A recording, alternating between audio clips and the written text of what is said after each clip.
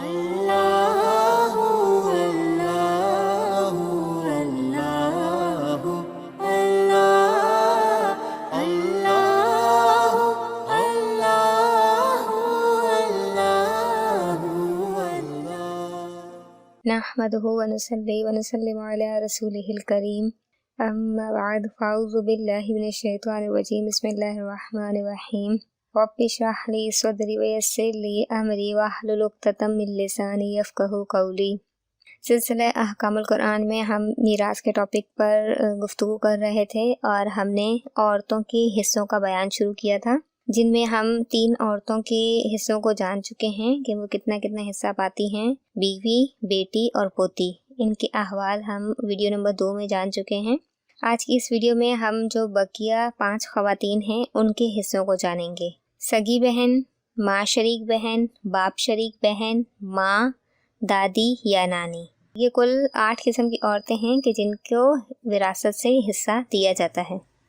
سگی بہن کے احوال اگر ہم دیکھیں تو اس کے کل 5 احوال ہیں۔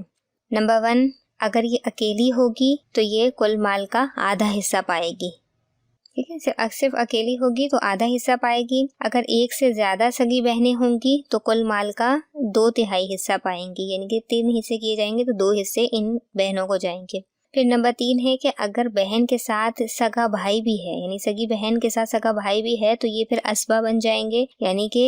ذی فرض وارثوں سے بچا ہوا مال ان کو ملے گا، اور وہ بھی اس طرح کہ 2 حصے بھائی کو ملیں گے اور 1 حصہ بہن کو ملے گا۔ نمبر 4 ہے اگر میت نے بہنوں کے ساتھ بیٹیاں یا پوتیاں بھی چھوڑی ہیں تو اس صورت میں بہنیں اسبہ ہوں گی، یعنی اگر میت نے سگی بہنوں کے ساتھ اپنی حقیقی بیٹی یا پوتی وغیرہ چھوڑی ہے تو اس صورت میں بہنیں کیا کریں گی، اس صورت میں جو ترکہ ہوگا وہ پہلے بیٹی یا پوتی میں تقسیم ہوگا، پھر اس کے بعد بچے گا اگر تو پھر بہنوں کو ملے گا، اگر نہیں بچے گا تو پھر نہیں ملے گا۔ نمبر 5 ہے اگر میت نے بہن کے ساتھ بیٹا، پوتا یا باپ دادا میں سے کوئی چھوڑا ہو تو پھر بہن محروم ہی ہو جائے گی، ٹھیک ہے۔ ان کے کل 5 احوال۔ اس کے بعد ماں شریک بہن کے احوال ہیں، ان کے 3 احوال ہیں۔ ماں شریک بہن کو وہ ہوتی ہے کہ جن کی ماں ایک ہو لیکن باپ الگ ہو تو وہ ماں شریک بہن بھائی کہلاتے ہیں، یعنی کہ ماں ایک ہی ہوتی ہے، باپ الگ الگ ہوتا ہے۔ جیسے ایک عورت نے ایک مرد سے شادی کی، اس سے اولاد تھی، پھر وہ فوت ہو گیا یا طلاق ہو گئی، پھر اس نے دوسرے مرد سے شادی کی تو اس سے بھی اولاد ہوئی، تو یہ آپس میں ماں شریک بہن بھائی کہلائیں گے۔ تو اس میں نمبر 1 ہے کہ اگر ایک ہے وہ بہن تو کل مال کا 6واں حصہ ملے گا، اس صورت میں کہ جبکہ سگی بہن نہ ہو۔ اگر سگی بہن ہوگی تو پھر ماں شریک بہن کو حصہ نہیں ملے گا۔ اگر ایک سے زیادہ ماں شریک بہنیں ہیں تو 1/3 حصہ ملے گا، ٹھیک ہے، یہ بھی اس صورت میں کہ سگی بہن نہ ہو۔ اکیلی ہے تو 6واں حصہ، ایک سے زیادہ ہیں تو 1/3 حصہ، اور اگر ان کے ساتھ کوئی بیٹا یا پوتا یا پوتی یا بیٹی یا باپ دادا میں سے کوئی بھی موجود ہوا تو پھر یہ محروم ہو جائیں گی۔ اسی طرح باپ شریک بہن کے 7 احوال ہیں، یعنی ایسی بہن کہ جس کا باپ ایک ہوتا ہے لیکن ماں جو ہے وہ دوسری ہوتی ہے، یعنی یہ ماں الگ الگ ہوتی ہے۔ تو اگر یہ ایک ہوں گی تو آدھا حصہ ملے گا، ٹھیک ہے، ایک سے زیادہ ہوں گی تو 2/3 حصہ ملے گا، اور وہی صورت ہے کہ حقیقی بہنیں نہ ہوں۔ اور اگر باپ شریک بہن کے ساتھ کوئی سگی بہن بھی ہے تو پھر ان کو 6واں حصہ ملے گا۔ اگر ان کے ساتھ 2 سگی بہنیں ہیں یا کوئی سگا بھائی ہے تو پھر باپ شریک بہن محروم ہوگی،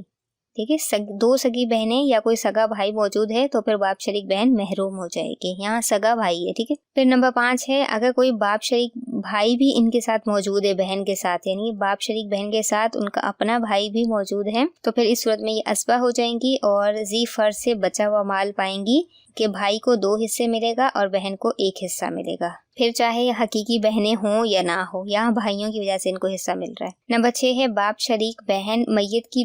بیٹی یا پوتی کی وجہ سے اسبہ ہو جائیں گی، یعنی کہ پہلے بیٹی یا پوتی کو حصہ ملے گا، اگر مال بچے گا تو ان کو ملے گا۔ نمبر 7 ہے کہ اگر باپ شریک بہن کے ساتھ بیٹا یا پوتا یا باپ دادا میں سے کوئی موجود ہوگا تو یہ محروم ہو جائیں گی۔ اس کے بعد ماں کی 3 حالتیں ہیں کہ اگر میت نے اپنی اولاد یا اپنے بیٹے کی اولاد، یعنی کہ اپنی اولاد بیٹا بیٹی یا پوتا پوتی میں سے کوئی چیز چھوڑا ہے تو ماں کو کل مال کا 6واں حصہ ملے گا، اگر کوئی اولاد وغیرہ نہیں چھوڑی تو ماں کو پورے مال کا تہائی حصہ ملے گا، یعنی کہ جو پورا مال ہوگا اس کے 3 حصے ہوں گے تو 1 حصہ ماں کو ملے گا۔ تیسری کنڈیشن یہ ہے کہ اگر میت نے اولاد یا بہن بھائی نہیں چھوڑے، اگر میت نے اولاد یا بہن بھائی نہیں چھوڑے اور خاوند یا بیوی اور باپ چھوڑا ہے میت نے، یعنی کہ یا تو خاوند چھوڑا ہے میت نے، یعنی کہ بیوی مری ہے تو شوہر چھوڑا ہے، اور اگر شوہر مرا ہے تو بیوی چھوڑی ہے اور ان کے ساتھ باپ موجود ہے اور بہن بھائی اولاد نہیں ہیں، تو ماں کو جو ہے وہ کیا ہوگا، خاوند یا بیوی سے بچا ہوا جو مال ہوگا اس کا تہائی ملے گا۔ یعنی کہ پہلے شوہر ہے تو شوہر کو حصہ دیں گے، بیوی ہے تو بیوی کو حصہ دیں گے، اس کے بعد جتنا مال بچے گا اس کی 3 حصے کریں گے اور اس کی تہائی پھر ماں کو دی جائے گی۔ دادی یا نانی، اس کے کل 2 احوال ہیں۔ نمبر 1، یا تو یہ چھٹا حصہ پائے گی، نمبر 2 یا پھر محروم ہو جائے گی۔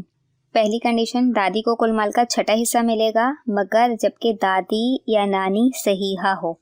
فاسدہ نہ ہو، خواہ ایک ہو یا زیادہ۔ دادی یا نانی صحیحہ یا فاسدہ، اس سے مراد یہ ہے جیسے ماں کی طرف سے ماں کی ماں، یعنی میت کی ماں کی ماں، پھر اس کی ماں، پھر اس کی ماں، تو یہ جو ہے سلسلہ کہلائے گا، یہ صحیحہ کا شمار کہلائے گا۔ لیکن باپ کی طرف سے دیکھا جائے تو پھر باپ کی ماں، پھر اس کی ماں، پھر اس کی ماں، یعنی کہ میت کی دادی، پھر پردادی، پھر اس کے بعد اوپر تک جو بھی کہلائے گا یہ دادی صحیحہ کہلائے گی۔ اب فاسدہ کو آپ صرف یوں مثال سے سمجھ لیں جیسے کہ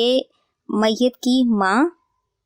ماں کا باپ یعنی میت کا نانا، تو نانا کی جو ماں کہلائے گی نا وہ کہلائے گی، دادی ہو یا نانی ہو جو بھی رشتہ بنے گا وہ فاسدہ میں شمار ہوگی، کیونکہ بیچ میں جو ہے ماں کے بعد باپ کا واسطہ آ رہا ہے، ٹھیک ہے، میت کا نانا ہے، نانا کی ماں زندہ ہے، تو یہ جو دادی یا نانی جو بھی کہلائے گی یہ فاسدہ کہلائے گی۔ صحیحہ کے مراد وہی ہے کہ ماں کی ماں کی ماں کی ماں، چاہے باپ کی طرف سے ہو چاہے ماں کی طرف سے ہو، ٹھیک ہے، تو وہ صحیحہ میں شمار ہوگی اور یہ چھٹا حصہ پائیں گی۔ اور نمبر 2، محروم ہو جائے گی دادی یا نانی، کب؟ جبکہ ماں موجود ہو، ماں موجود ہوگی تو چاہے دادی ہو چاہے نانی ہو جو بھی ہو محروم ہو جائے گی وہ۔ البتہ باپ فقط اپنی طرف کی دادیوں کو محروم کرے گا، ماں کی طرف کی دادیاں باپ سے محروم نہ ہوں گی، یعنی باپ اگر موجود ہے تو باپ کی ماں محروم ہو جائے گی، لیکن اگر باپ موجود ہے اور ماں کی طرف کی کوئی نانی دادی ہے تو پھر وہ محروم نہیں ہوگی، لیکن ماں کی موجودگی میں چاہے وہ دادیاں ہوں، ماں کی طرف سے دادی نانی ہو یا باپ کی طرف سے نانی دادی ہو تو وہ محروم ہو جائے گی۔ نمبر 3 ہے کہ قریب کے رشتے کی دادی کے ہوتے ہوئے دور کے رشتے کی دادی محروم ہو جائے گی، ٹھیک ہے، وہی والی بات ہے کہ قریب کا رشتہ موجود ہوگا تو دور والا رشتہ جو ہے وہ حصہ نہیں پائے گا۔ اسی طرح میت نے ماں کی ماں اور باپ کی ماں چھوڑی تو ماں کی ماں چونکہ قریب ہے تو اسے ملے گا، اور باپ کی ماں جو ہے وہ محروم ہو جائے گی کیونکہ یہ رشتے میں دور ہے۔ آج ہمارا الحمدللہ تمام عورتوں کے حصوں کا بیان مکمل ہو گیا۔ اللہ تعالیٰ سے دعا کرتے ہیں کہ وہ ہمیں ان تقسیم میراث کے جو اصول ہیں ان کے مطابق عورتوں کو بالخصوص ان کا حصہ دینے کی توفیق عطا فرمائے، اور جو کچھ بھی خواتین سے اس معاملے میں ناانصافی ہو رہی ہے ہمیں ان سے بچنے والا بنائے، اور ان مسائل کو ہمیں اچھی طریقے سے سمجھنے اور آگے تک پہنچانے والا بنائے۔ آمین بجاہ النبی الامین۔